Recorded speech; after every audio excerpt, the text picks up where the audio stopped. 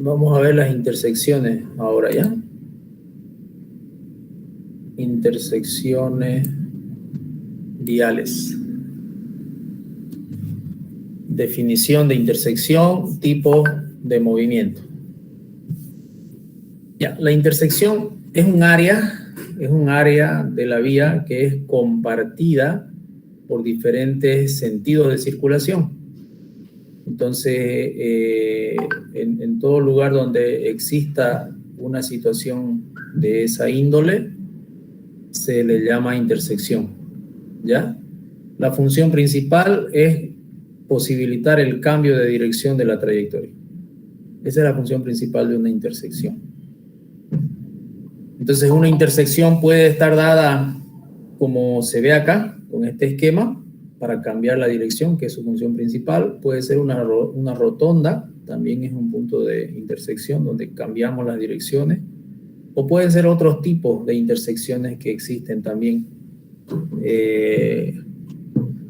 Tienen diferentes tipos de nombres y tipos, ¿no? Puede ser paso a desniveles o formando algunas figuras también que he visto en planta, se ven, digamos, interesantes, ¿no? Entonces esa es una intersección. Trayectoria de los vehículos. Movimiento de paso con una trayectoria más o menos recta y que cruzan a otra. Giro a la derecha, el giro a la izquierda. Una intersección consiste en esencia en combinar los elementos más adecuados a sus circunstancias específicas para que estos movimientos se puedan llevar a cabo con comodidad, seguridad y además de eso en un tiempo, mejorando los tiempos de circulación vehicular, de tráfico vehicular, ¿no? La idea de diseñar intersecciones es precisamente ayudar al descongestionamiento vehicular, mejorar el ordenamiento vehicular, ya, porque si no hacemos algún diseño en intersecciones se ocasiona un caos, ¿no? Trancadera y demás cosas. Ahora, las intersecciones normalmente en la reglamentación, en el Código de Urbanismo, habla de los ocheaves. Los ocheaves son en las esquinas, digamos, los manzanos en la realidad no terminan así en esquina, no deberían terminar. Terminan con un ángulo de 45 grados aquí. A eso se le llama ocheave, ¿ya? Y en el Código de Urbanismo establece cuántos metros debe tener de ocheave, 2 metros, 3 metros, 4 metros, dependiendo de la zona, de la importancia de las vías, etc. Entonces los ocheaves no tienen la misma medida para todos los lugares, ¿ya? Se diferencia un poco, ¿no? Como mínimo da la alcaldía. A ese mínimo ya los propietarios, en función a su diseño y comodidad que quieran ellos tener en su espacio, pueden darle más, pero no menos. Intersecciones a desniveles sin rampas, intersecciones a desniveles con rampas, comúnmente conocidas como distribuidores viales, intersecciones a nivel. Entonces, las intersecciones a nivel son aquellas que están a la misma altura sobre el nivel del mar. Las intersecciones a desnivel son las que están a diferentes alturas sobre el nivel del mar. Acá en estas imágenes básicamente estamos viendo acá una intersección a nivel, digamos, ¿no? Todas son a nivel, pues, ¿no? Aquí hay otra intersección que no se aprecia mucho, pero están los semáforos, entonces nos muestra que es una intersección. Y acá también, ¿no? Una intersección de un camino principal a un camino secundario. Tienen diferentes nombres, ¿no? Intersecciones tipo trompeta, intersecciones semidireccionales, intersecciones direccionales, ¿ya? Las intersecciones tipo trompeta resuelven los giros a la izquierda con un lazo y un ramal semidireccional. Entonces, esta tipo trompeta es la de aquí abajo. Enlace tipo trompeta, intersección tipo trompeta. Entonces nuestro flujo principal es de horizontal, en este caso, en la vista de la imagen es horizontal, ese es el flujo principal, ¿no? Ese es el flujo principal. Y fíjense ustedes que tenemos básicamente esta intersección es a desnivel, porque esta vía, esta dirección del flujo pasa por debajo del flujo principal. Pasa por debajo del flujo principal. El flujo principal va de este a oeste, ¿no? De este a oeste, y este otro flujo derivado, digamos, pasa por debajo. Entonces, en esta vía de acceso, salen los vehículos, si quieren ir al este, toman esta ruta, ¿ya? Si quieren ir hacia el oeste, tienen que pasar por debajo del desnivel, por debajo del puente, dan la vuelta y agarran luego recién el carril hacia el oeste. No hay ruta al sur, no hay ruta al norte, por supuesto, ¿no? Entonces, en todos los sentidos, si el que viene del este quiere ir al sur, toma esta ruta por debajo del puente y se va hacia el sur. ¿Ya? Resuelve todos los puntos de circulación, todas las direcciones, todos los sentidos de circulación. Porque no hay camino al norte en este caso. ¿Ya? Este es otro, el semidireccional, un sistema poco similar, pero con sus características especiales, ¿no? Fíjense que acá que ya tenemos dos puentes, básicamente. Tenemos la ruta principal, los que vienen del sur y quieren ir hacia el oeste, pasan por debajo de esa ruta y también por debajo de la alternativa que tenemos de la dirección de flujo que viene del este hacia el sur. O sea, hay dos puentes aquí, ¿no? Por debajo. Y agarra el empalme hacia el oeste, esa ruta. ¿Ya? Esa es otra alternativa. Ahí depende de muchos factores. La solución básicamente es la misma, ¿no? Tenemos la misma eficiencia, se podría decir, de los flujos, ¿no? La diferencia podría ser que en este caso nosotros podemos generar direcciones de flujo de dos carriles, por decir algo. Dos carriles para este flujo, dos carriles para este otro flujo, dos carriles para todo. En cambio acá, al tener, digamos, un mismo ancho, necesitaríamos mucho más espacio para generar dos carriles en cada dirección. Tendríamos que tener en este sentido, especialmente de sur hacia el sur, 4 carriles, ¿no? 2 carriles que den la vuelta hacia el oeste y 2 carriles para los que vienen del este y van hacia el sur. La intersección tipo direccional, que viene a ser esta también para resolver tres rutas, 3 destinos, ¿no? Porque estas 3 tipos de intersecciones son para 3 destinos. 3 destinos. Ya esta tiene una orientación y un diseño un tanto diferente. Necesita 3 puentes como mínimo, 3 puentes. Entonces va a haber una combinación de direcciones a nivel y también a desnivel, ¿no? Para salvar la intersección de un flujo con el otro, digamos. Tiene que haber un puente. Entonces tenemos esos 3 tipos. Aquí hay otros diseños de intersecciones ya definidos, comprobados y funcionales, ¿no? Trébol resuelve los giros a la izquierda con lazos, resuelve los giros a la derecha con ramales directos, tiene una obra de paso y ocupa bastante superficie. Como se puede apreciar acá, necesitamos mucho espacio para implementar este tipo de intersección. Sin embargo, solo tenemos un puente para este tipo de intersección. Solo necesitamos un puente acá. El flujo principal, bueno, el puente puede direccionarse en cualquiera de los dos, pero en este caso el flujo principal está de este a oeste.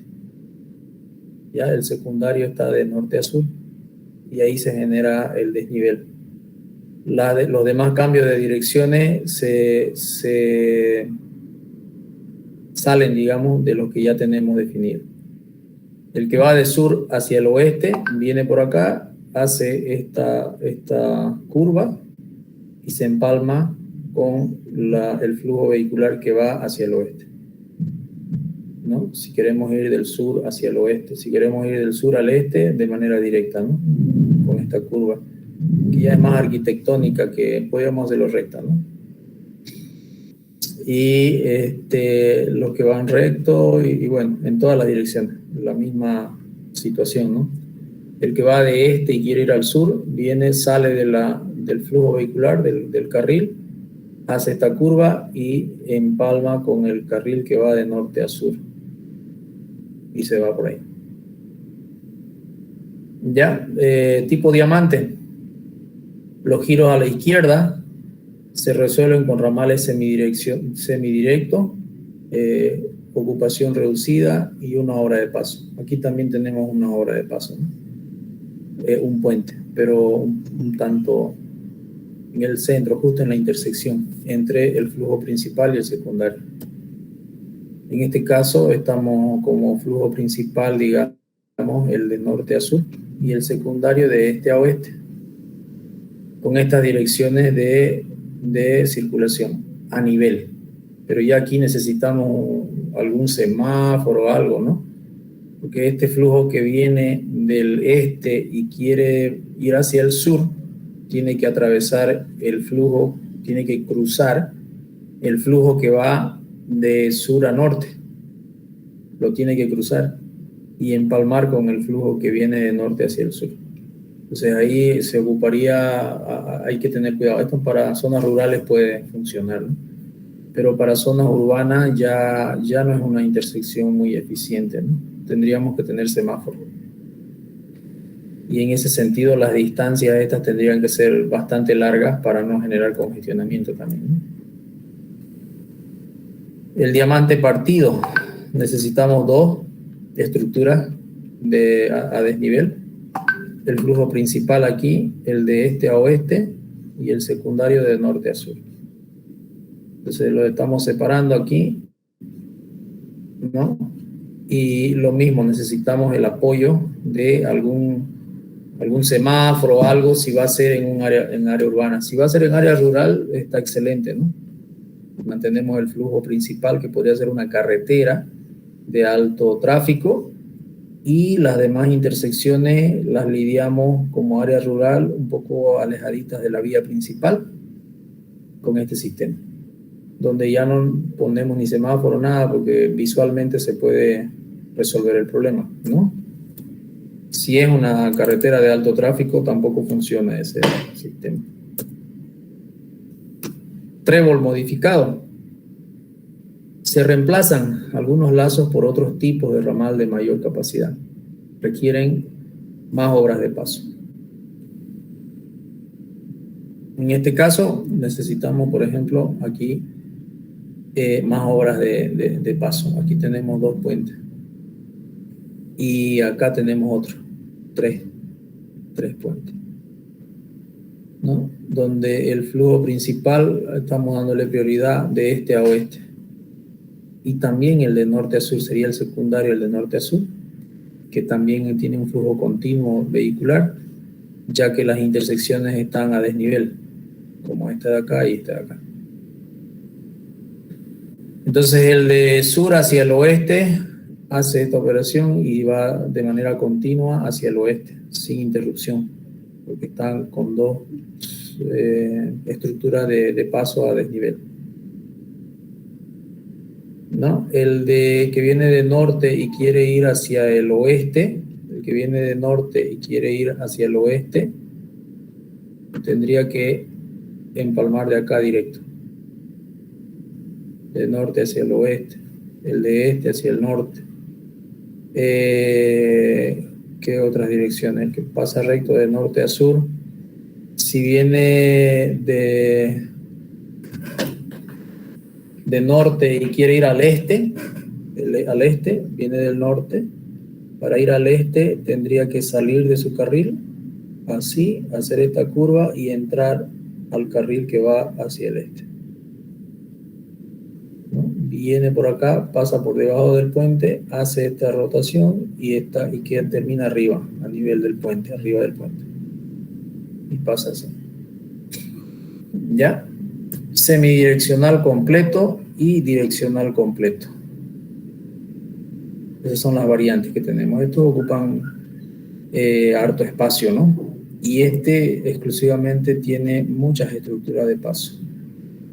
1, 2, 3, 4, 5, 6, 2, 4, 6, 8. 8 puentes necesitamos para hacer esa solución. En este de acá igual necesitamos varios puentes. 1, 2, 3, 4, 5, 6, 7, 8 también. 8 puentes en esa solución. Okay. Diferentes tipos de intersecciones en T. Esta foto particularmente se ha implementado en la carretera Sucre, Mataral, se podría decir, Sucre, Saipina, ¿no? No sé si conocen por ahí. Este tipo de intersecciones. Exactamente. Básicamente el mismo, ¿no? Una vía principal que tiene una desviación. Esta vía principal nos lleva a una comunidad directo y en realidad la carretera principal es esta. Entonces viene la carretera de Sucre y para llegar, digamos, a Saipina, da la vuelta así. Hay muchas, ¿no? Pero este sistema, este esquema es una de ellas.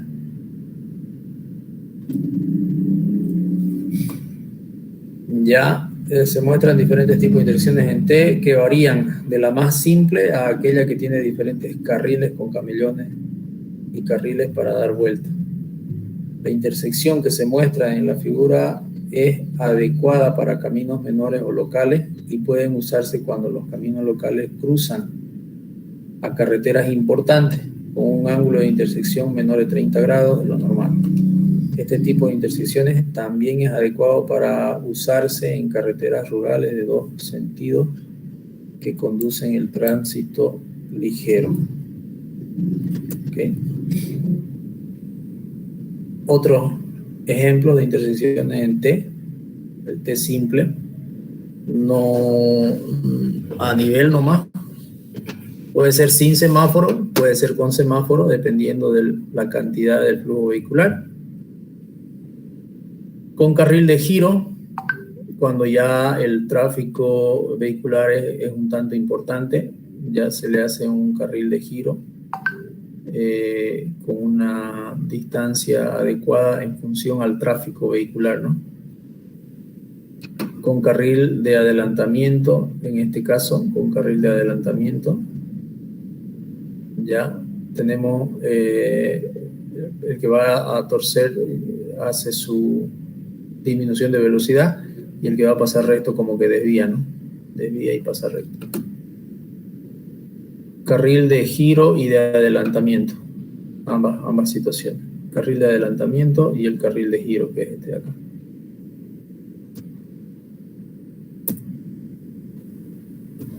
Otra intersección tipo T, canalizada con plataforma de giro. Canalizada con una plataforma de giro. Estos elementos son elementos físicamente construidos en el lugar. Pueden ser cordones, pueden ser pequeñas islas con áreas verdes, dependiendo del tamaño, del tamaño del área disponible para implementarlo y de lo que el que diseña pretende, digamos, ¿no? en esa intersección. Aquí tenemos con un par de plataformas de giro, con isleta divisoria y carril de adelantamiento, con isleta divisoria y plataforma de giro. Entonces tenemos, además del carril de adelantamiento, ¿no? Las isletas divisorias y las plataformas de giro. son estas de acá. Aquí un esquema de detalle, ¿no? Carril de giro, carril de adelantamiento, las plataformas de giro y las isletas divisorias, que vendría a ser esta de acá y esta de acá. Esas son las isletas divisorias. Bueno, en el mundo se han implementado todas las que se dan en la bibliografía, pues, ¿no? En cada lugar, de acuerdo a las posibilidades geométricas del lugar de emplazamiento y también económicas, ¿no? Entonces, fíjense acá, por ejemplo, hay una de las que hemos visto en teoría, que está implementada, con la variante de que la hicieron recta, ¿no? No le hicieron la contracurva haciendo, acá, ¿no? La que vimos hace rato, la hicieron recta.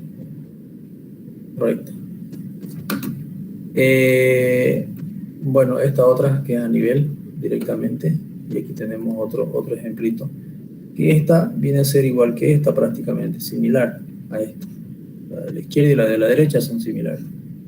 La de la derecha tiene la contracurva esa en los cuatro cambios de dirección, y la de la derecha no tiene, está recta. Hay otras imágenes ahí de intersecciones. Tienen 5 o más accesos, como se muestra en la figura. Siempre que sea posible, debe evitarse este tipo de intersecciones con objeto de eliminar alguno de los movimientos conflictivos en las intersecciones principales y con ello aumentar la seguridad y la operación. Se realinean una o más vías. Ahí tenemos esos ejemplos de implementación, las famosas rotondas que van cambiando con los años, ¿no? De acuerdo al tráfico, se van haciendo más chicas y después desaparecen. Una glorieta es una intersección circular que suministra un patrón circular de tránsito con una reducción apreciable de los puntos de conflicto de cruce. Las de gran tamaño son aquellas que tienen diámetros mayores a 300 pies, lo cual permite que haya un flujo de tránsito de velocidades mayores a 30 millas por hora. Las glorietas pequeñas o de pequeño tamaño tienen diámetros menores, permiten solo volúmenes de tránsito de velocidades bajas. Los distribuidores viales circulares tienen características específicas que los definen y distinguen las otras intersecciones circulares. O sea, ahí tenemos un esquema también de las famosas rotondas, ya que funcionan cuando tenemos espacio en la intersección, espacios grandes, y el tráfico vehicular no es tan intenso. Ahí funciona. Cuando se pone más intenso el tráfico vehicular, con mayor cantidad vehicular, mayor densidad, ya hay que ver la posibilidad primero de reducirla a la rotonda y luego de eliminarla a la rotonda, ¿no? Se tiene que eliminar y reemplazar. Puede ser por un paso a desnivel o puede ser por otra alternativa inicialmente, antes de llegar al paso a desnivel, ¿no? Aquí algunas características de velocidades para este tipo de solución. Algunos datos referenciales, ¿no? En diferentes rutas urbanas, rurales, de un carril, de 2 carriles. Entonces, como referencia de lo que dice la bibliografía al momento de diseñar, ¿no? Es decir, si nosotros queremos mantener velocidades altas, tenemos que ver este tipo de soluciones, qué velocidades nos prometen alcanzar. Y si está fuera de nuestro requerimiento, bueno, buscar otra solución, pues, ¿no? Ya que no es capricho tener velocidades altas, sino que en ciertos puntos el tráfico es intenso y no nos conviene disminuir velocidad porque se acumularía la cola y entonces obstaculizaríamos todos los accesos de toda la cola, pues, ¿no? Entonces, en algunas intersecciones se requiere, digamos, velocidad de flujo vehicular. El objetivo fundamental del diseño de las intersecciones a nivel es minimizar la gravedad de los conflictos potenciales entre diferentes flujos vehiculares y entre peatones y los vehículos que dan vuelta. Al mismo tiempo, se debe garantizar la fluidez del tránsito que pasa por las intersecciones. Por lo tanto, el diseño debe garantizar las características operacionales de los vehículos como la de los peatones. Es básicamente eso. 32 conflictos entre vehículos, 24 conflictos entre vehículo y peatón. Los conflictos están marcados, ¿no?, en este esquema. Son los puntitos, bueno, los que están en negro son los conflictos que se pueden generar entre un vehículo y un peatón. Y los que están con rojo son netamente de vehículos con vehículos, ¿no? Todos esos puntitos son intersecciones donde hay que ver cuál flujo se mantiene mientras el otro se detiene. Cuáles flujos se detienen para dar paso a los otros, ¿no? Hemos visto en la ciudad nosotros la migración de las rotondas. Antes todas las intersecciones de los anillos tenían rotondas, todas sin excepción. Después hubo una temporada que las tuvieron que reducir, las redujeron y en el siguiente paso tuvieron que eliminarlas y generar con semáforos el control vehicular. Y el siguiente paso ya es a desnivel, ¿no? Ya es a desnivel, hay que buscarle el sistema el diseño de intersección a desnivel para solucionar, porque hay mucho flujo vehicular en ciertas intersecciones que necesitan esos elementos estructurales. En el cruce de dos calles de dos sentidos tendremos 12 movimientos posibles, es decir, el giro a la izquierda, cruce y giro a la derecha, los 4 carriles, y estos suman los movimientos de los peatones. Existen 3 niveles básicos de control que pueden ser implementados en una intersección. El nivel 1, reglas básicas de paso. El nivel 2, asignación directa del derecho de paso a través de las colocaciones de las señales. Se da el paso, pare, paso de cebra, etc., ¿no? Y el nivel 3, la semaforización. El mejor alineamiento en una intersección a nivel se tiene cuando los caminos que se cruzan lo hacen en ángulo recto o casi recto. Este alineamiento es superior a los alineamientos en el ángulo agudo. Entonces, cuando tengamos que diseñar una intersección, digamos, lógico, ¿no? La mejor implementación es aquella que debe tener en lo posible 90 grados los cambios de dirección. En este caso, el de la izquierda sería una buena solución. Estos ya no mucho, ¿no? Porque tenemos cambios de dirección con ángulos menores a 90 grados. Y eso complica el flujo vehicular. No es lo mismo cambiar de dirección, digamos que yo vengo del este hacia el sur, haciendo un giro de este tipo, con un determinado radio de curvatura, voy a poder alcanzar una determinada velocidad, quizás 50 kilómetros por hora, y a 50 kilómetros por hora poder dar la curva, ¿no? Sin disminuir mucho la velocidad, con una distancia de visibilidad amplia, de tal forma que yo pueda poder ubicar el vehículo que viene de norte hacia el sur con mucha antelación para ver si disminuyo o no disminuyo la velocidad de flujo. Además de eso, si yo le aumentaría un carril acá de incorporación al flujo, básicamente no disminuyo mi velocidad en absoluto, voy por mi carril diseñado para eso y después me incorporo al flujo vehicular de los que vienen del norte hacia el sur.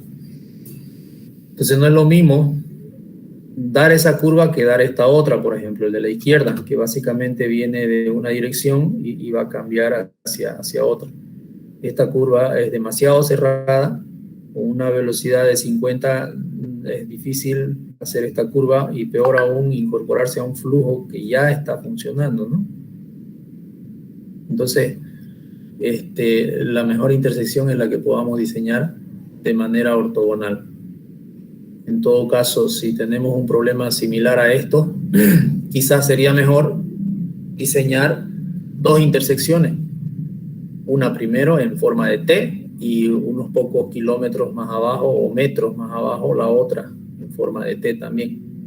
Entonces separarlas, este conflicto separarlo, ¿no? Aguas arriba, desviar un poco el tráfico y separarlas, las intersecciones, para que sean dos intersecciones. En el diseño del perfil o alineamiento vertical debe suministrarse una combinación de líneas de pendiente que faciliten el control del vehículo por parte del conductor. Las pendientes no deben ser mayor al 3%. Ese es el alineamiento vertical, ¿no? Estamos hablando de curvas verticales, el alineamiento vertical, digamos, en sí.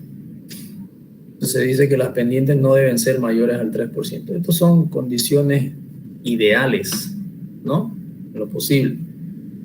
Y es lo mejor, es decir, en otras palabras, no tener intersecciones en lugares topográficamente conflictivos, ¿no? Complicados.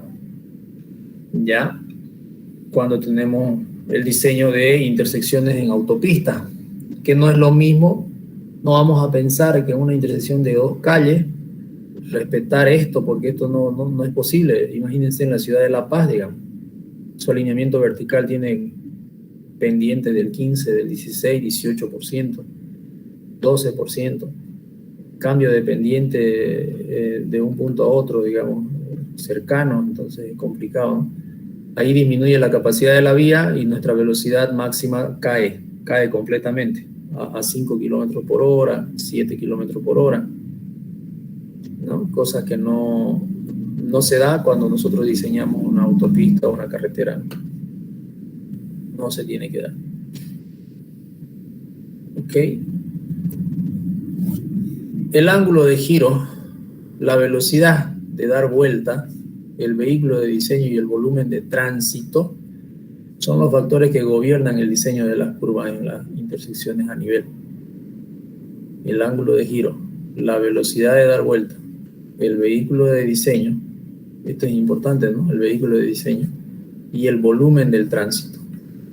Habitualmente suele elegirse como vehículo de diseño un coche de tamaño grande, un camión, un autobús o un vehículo articulado.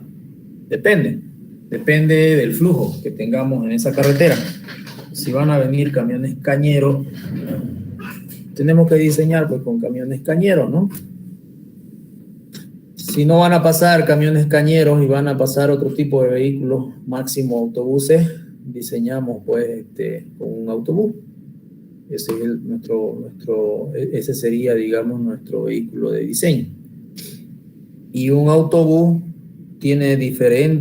necesita diferentes radios de curvatura para una velocidad de 100 kilómetros por hora que un camión cañero a la misma velocidad, ¿no? Entonces esos detalles hay que tomarlos en cuenta.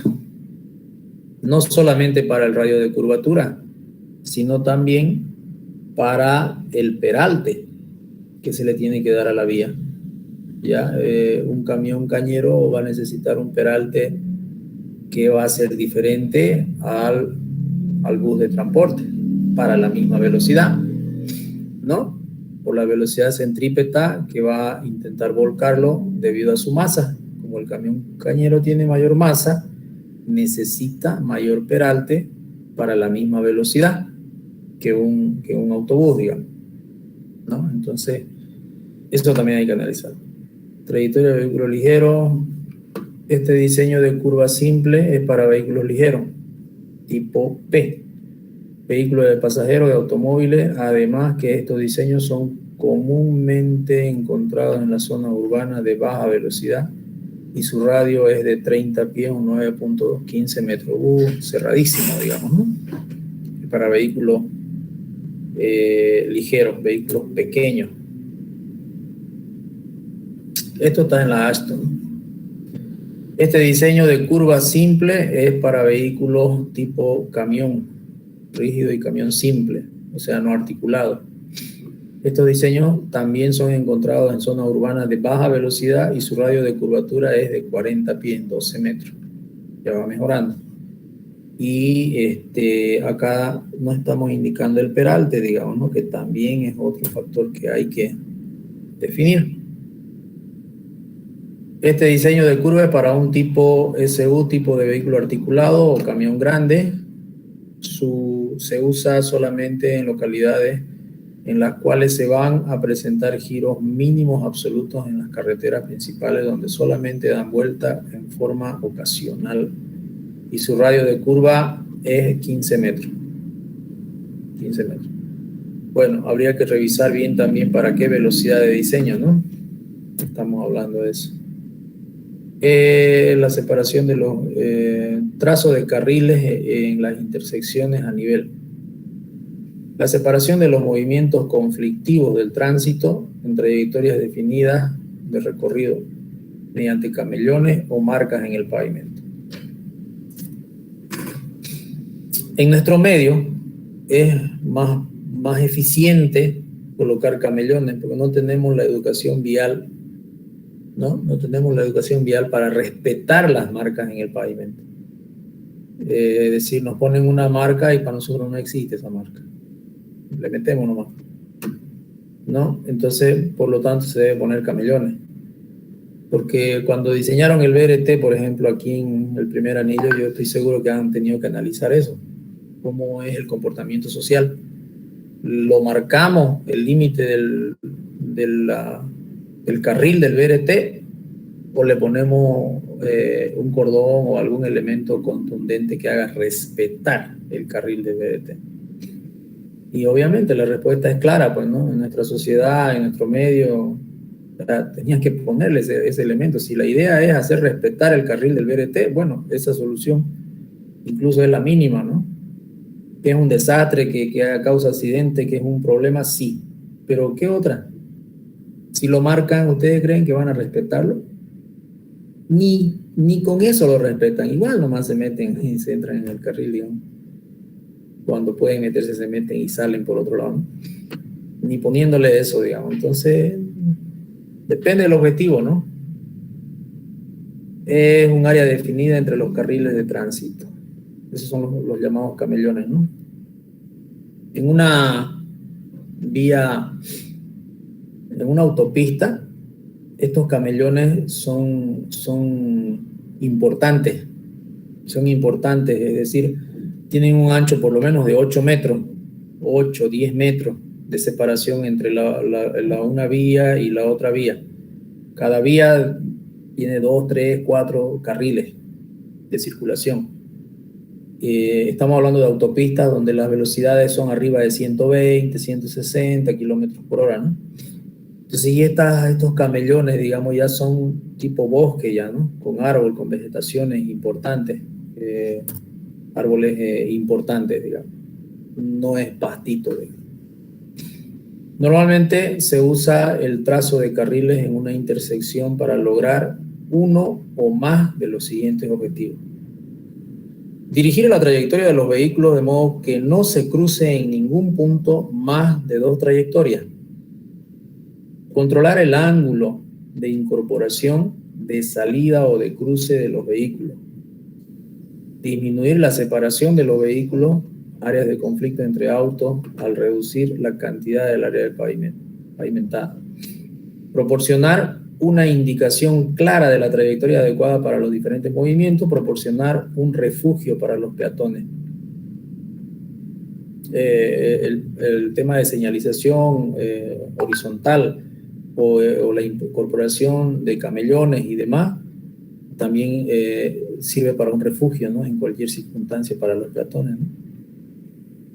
Suministrar carriles separados de almacenaje para los vehículos que van a dar vuelta, proporcionar espacios para los dispositivos de control vehicular, controlar las vueltas prohibidas, restringir la velocidad de los vehículos, ¿no? Entonces, también se rigen otros principios. No debe obligarse a los conductores a tomar más de una decisión a la vez. Eso es importante, ¿no? Es decir, dependiendo de la vía que nosotros estamos diseñando y de las velocidades que estamos utilizando, debemos de considerar también esa situación. Cuando uno está manejando, está conduciendo a una velocidad de 160, 180 kilómetros por hora, 200 kilómetros por hora, no es conveniente que le pongas uno u otro obstáculo para que su cerebro empiece a intentar tomar decisiones múltiples mientras está manejando. Entonces, a esa velocidad no se puede controlar, pues, ¿no? Por eso es que acá dice tomar más de una decisión a la vez, ¿no? Deben evitarse las curvas inversas o muy cerradas y trayectorias para dar vueltas mayores de 90 grados. Los flujos vehiculares de cruce que no se mezclen con el tránsito en la intersección o que no se incorporen deben cruzar a 90 grados, aunque es aceptable un rango de 60 a 120. Sin embargo, estas situaciones en algunos casos hemos visto que nada que ver, ¿no? Hasta con 15 grados le meten el diseño, digamos, en carreteras donde se debían caminos vecinales, digamos, ¿no? Está así, un pico plancha, digamos. Se disponga de una distancia visual adecuada, sumamente importante, la distancia de visibilidad. Las áreas de refugio para los vehículos que dan vueltas no deben interferir con los movimientos de los vehículos de paso. Deben bloquearse las vueltas prohibidas siempre que sea posible. La ubicación de los dispositivos para el control de tránsito deben ser un componente del proceso de diseño. Fíjense ustedes, ya uno debería de, al momento de diseñar la carretera, ya debería de diseñar los dispositivos de control de tránsito. Ya debería disponerse. Y conjuntamente con estos dispositivos de control, que pueden ser semáforos, pueden ser pasos de cebra, todo lo que se va a pintar. En este caso aquí es común el rompemuelles, en todo caso, los semáforos y demás. En todo ese diseño debería entrar ya los aforos, los dispositivos que van a aforar. Si yo voy a construir una carretera 20 kilómetros, ¿dónde voy a poner mi aforo, mi equipo de aforo? ¿Dónde va a estar mi cámara que va a aforar? ¿Dónde tiene que estar? Ahí tengo 10 intersecciones en esa carretera. Debería tener, ¿no?, un equipo de aforo en cada intersección para poder conocer el tráfico vehicular cómo se comporta, ¿no? Aumenta, disminuye, cómo se comporta la intensidad, cómo está cambiando el tráfico con el tiempo, ¿no? Ahora, esto de los elementos, de los bloques en ciudades importantes, se respeta, ¿no? Se respeta con pintura nada más. No sé si aquí hay alguna foto. Bueno, por ejemplo aquí, digamos, esto es para buses y todos lo saben. No van a ver ustedes un auto que se meta aquí, a no ser que sea una emergencia, algo fuera de lo normal. Si acá tenemos en el flujo de autos, de vehículos livianos, tenemos una trancadera horrorosa que todo está lleno, no van a ver ustedes que se meta un auto acá, ¿no? Y lo puede hacer porque es solamente pintura.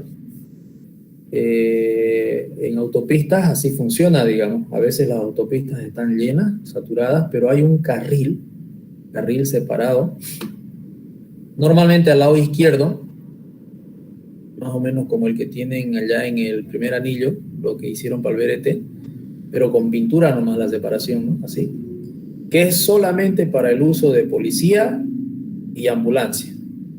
Entonces, aunque vos tengas la autopista congestionada y estés en una cola horrorosa, esa vía, nadie se mete a esa vía, porque por ahí pasa una ambulancia, pasa la policía, pasa los bomberos, nadie se mete.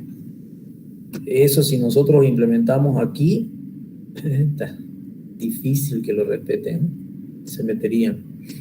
Pero ¿por qué lo respetan? No es porque son los superhumanos, es porque las sanciones se respetan, digamos. O sea, el tipo que se mete ahí está listo, digamos. Así nomás, digamos, tiene sanciones que se hacen cumplir, ¿no? No es que aquí te aplican una sanción y con una coima lo solucionas, digamos. Eso no funciona. se construyen con la cara inclinada a 45 grados o menor. Bueno, esos son terraplenes. Camellones formados por el borde del pavimento. Estos no tienen pavimento y se usan en las intersecciones rurales, donde hay espacio para curvas prolongadas de cruce. De este tipo de intersecciones se ven harto en esa zona de La Paz, Oruro, Sucre, hasta cerca del Mataral, ¿no? En los pueblitos fuera de España, ingeniero, igual se ven así este tipo de señalizaciones. En los pueblitos fuera de la ciudad. Sí, seguro que sí. Bueno, hay consideraciones que acá no se han respetado en algunos casos, ¿no? Por ejemplo, los ángulos, pero se tiene, digamos, ¿no? Y en España con seguridad, porque tienen más plata, digamos, en otras palabras, más sencillas.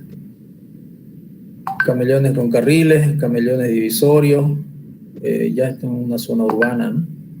También los famosos camellones, los pasos a desnivel peatonales, ¿no? Función de los camellones. Camellones con carriles. El objeto de los camellones con carriles es eliminar la confusión que pueden presentar los conductores que circulan en intersecciones que tienen diferentes movimientos de tránsito. Entonces, esa es una de las funciones de los objetivos de los camellones con carriles. Y los camellones divisorios en general se usan en intersecciones de carreteras sin división para advertir a los conductores que se está aproximando a una intersección y para controlar el tránsito de la misma, ¿no? Entonces esos serían los objetivos básicamente de la construcción de los camellones. Y aquí tenemos una recomendación sobre el tamaño mínimo. Es esencial que los camellones sean lo suficientemente grandes para imponer a los conductores la atención necesaria. Con objeto de lograrlo, la AASHTO recomienda que los camellones con guarnición tengan un área mínima de aproximadamente 50 pies cuadrados en las intersecciones urbanas y 75 pies cuadrados para las intersecciones rurales, en superficie, ¿no? Ya extendido de acuerdo al diseño que realiza el proyectista, ¿no? Tratamiento de los accesos aproximados en los camellones con guarnición. La ubicación de un camellón con guarnición en una intersección se determina por el borde de los carriles del tránsito de paso de las vialidades para los anchos mínimos de pavimentos, calzadas para dar vuelta a intersecciones. Los casos en los cuales se espera que la velocidad de los vehículos sea mayor de 15 millas por hora, tales como las intersecciones con carriles y cuando las rampas cruzan a los caminos locales, es necesario aumentar el ancho del pavimento de las calzadas para dar la vuelta, ¿no? Distancias de visibilidad en intersecciones. Pueden reducirse los accidentes con el uso de las distancias visuales que permiten al conductor tener una visión clara en una intersección. Entonces, eso hay que tratar también de controlar, que en las intersecciones no tengamos construcciones ni elementos que nos dificulten la visibilidad, que sean esas construcciones con una distancia prudente para que los conductores puedan ver lo que está pasando con el otro vehículo que viene en la otra dirección. Y aquí tenemos una tablita de distancias mínimas en este tipo de intersecciones, ¿no? Entonces nosotros reglamentamos, normamos, si hay un predio acá, si el tipo va a construir algo, tiene que respetar estas distancias, porque son las distancias de visibilidad, de acuerdo obviamente a la velocidad de diseño de las vías. Acá tenemos las velocidades en millas por hora y la distancia en pie, ¿no? Entonces hay estas tablitas que se pueden utilizar como referencia para poder establecer a qué distancia podés construir un edificio, podés construir un galpón, un tinglado cerca de una intersección, ¿no? Requerimiento de la distancia visual para las intersecciones para el control que obliga a ceder el paso en los caminos secundarios. Ya, ok. Creo que ahí vamos a quedar por hoy. No sé si tienen algún comentario, alguna pregunta. Ingeniero, una consulta. ¿Qué le da la prioridad de paso? O sea, ¿cómo se puede calcular la prioridad de paso para un vehículo en una rotonda, por decirle? En una rotonda, la teoría, la bibliografía, indica de que debido a la distancia de visibilidad, el vehículo que tiene prioridad de paso, es decir, si vos estás yendo, digamos, de norte a sur, en tu carril de norte a sur, y hay uno que va a cruzar de este a oeste, se te va a cruzar así. Entonces, el que tiene la prioridad de paso es el que viene del este hacia el oeste, es el que viene de tu derecha hacia tu izquierda. Y la explicación que da la bibliografía teórica es el hecho de decir que el que viene de tu derecha hacia tu izquierda viene en el carril, en su carril que viene, tiene menor distancia de visibilidad. Te va a ver a ti después de que tú lo veas a él, en otras palabras. Entonces, todos los vehículos que van a cruzar desde tu derecha tienen prioridad. O sea, si tú estás yendo a atravesar una vía y hay alguien que viene por tu derecha, él tiene prioridad, tienes que pararte. Él tiene que cruzar primero. Cuando no hay semáforo, cuando no hay ningún sistema de control, los vehículos que cruzan desde tu derecha tienen preferencia, tú tienes que pararte si tú estás en la otra posición. Y si tú vienes en la derecha del otro vehículo que te va a cruzar, él tiene que pararse y tú tienes prioridad para pasar. Esa es una de las recomendaciones que existe, está escrito. ¿Ya? Y otra de las recomendaciones habla de la cola, del flujo vehicular. Dice que en una intersección, si vos tenés un flujo vehicular continuo de 10 vehículos, que pasó un vehículo y vienen los demás bien cerquita, con una velocidad similar de movimiento, tú tienes que detenerte. No puedes meterte, pasa un vehículo y viene el otro y te metes, digamos, ¿no? Y el otro tiene que parar. Si está el flujo vehicular fluyendo, tienes que pararte y esperar que ese flujo, valga la redundancia, deje de fluir por un lapso de tiempo para que tú arranques. Entonces, si tú vienes en el flujo, el otro sentido, el que está en el otro sentido, tiene la obligación de detenerse. Tú vienes en un flujo, tú continúas en el flujo. Pasa. No es como aquí. Tú vienes en un flujo y ¡trac! Se te mete el otro. Listo, ya está, ya. No hay que frenar. Si no, vas a chocar. ¿No? Entonces, esas situaciones están escritas.